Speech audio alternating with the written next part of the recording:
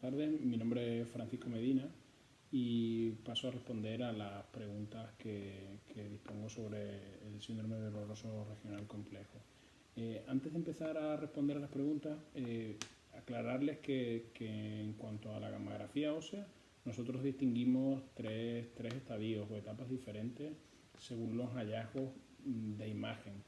Estos hallazgos no tienen por qué tener una correlación clínica, pero sí son bastante distinguibles de las diferentes etapas o estadios de la enfermedad.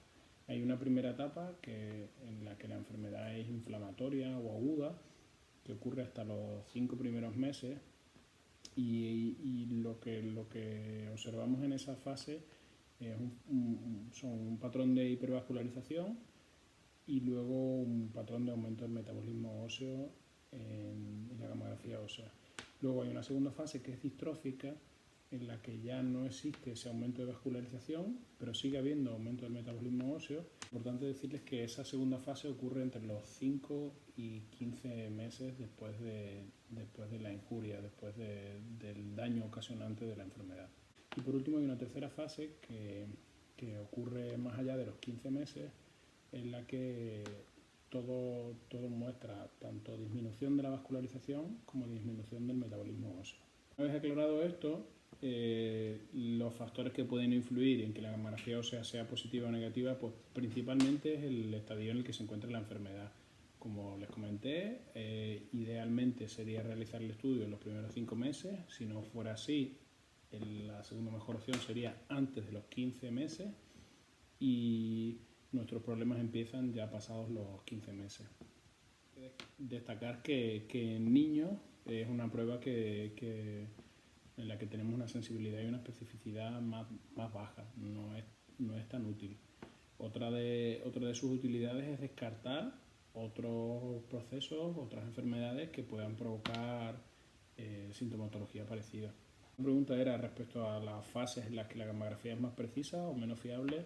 Pues como ya les dije, las dos primeras fases, la fase inflamatoria aguda y la segunda fase, que es la fase distrófica, es decir, antes de los 15 meses, son las fases en las que es más fiable, porque tiene un patrón característico. A partir de los 15 meses, la gammagrafía ósea, en la fase atrófica de la enfermedad, es difícilmente distinguible de la atrofia por desuso. Diferencias entre un paciente con la enfermedad y otro sin ella, pues son bastante características, sobre todo las dos primeras fases. Ese patrón de castación diría que solo lo vemos en esa enfermedad, y además, como ya les comenté, también sirve para descartar otras enfermedades que puedan cursar con la misma sintomatología.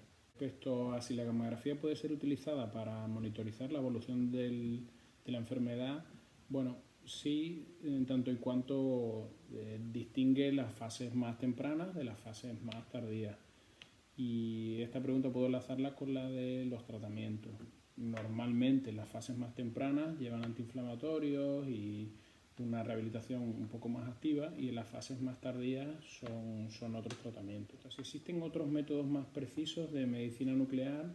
Bueno, ocasionalmente utilizamos el SPECT/TAC, que se hace dentro del mismo protocolo cuando tenemos dudas en la prueba o queremos completar con información anatómica.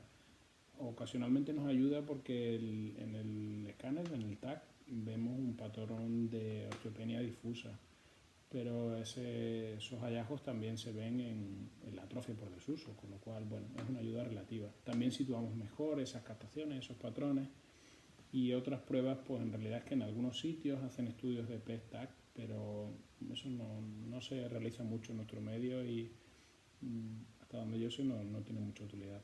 Pregunta respecto a si puede salir no compatibilidad en un estadio más avanzado de la enfermedad y compatibilidad en un estadio menos avanzado. Bueno, es más o menos un poco lo que expliqué. El problema es que a partir de los 15 meses tenemos un patrón de hipocaptación, que es que no hay metabolismo en el hueso, en la zona donde existe esa lesión. Y como no hay metabolismo, es difícilmente distinguible de una persona que no use esa pierna o esa extremidad superior por cuestión de dolor. Entonces la enfermedad en sí misma es difícilmente distinguible de alguien que no la está usando. La pregunta de todas realmente es casi un poco un resumen de lo que venía diciendo. Comentan que si hay pacientes que se han realizado varias gamografías y en algunas han salido positivas y en otras han salido negativas, efectivamente depende de la fase en la que se haya encontrado. Nuestra propuesta o mi propuesta como médico nuclear sería la de establecer vías de comunicación directa o vías de citación incluso directa, de manera que a esos pacientes se les garantice siempre una gamografía, o sea, idealmente antes de los 5 primeros meses, y si no pudiera ser, pues siempre antes de los 15 primeros meses, que ahí es cuando somos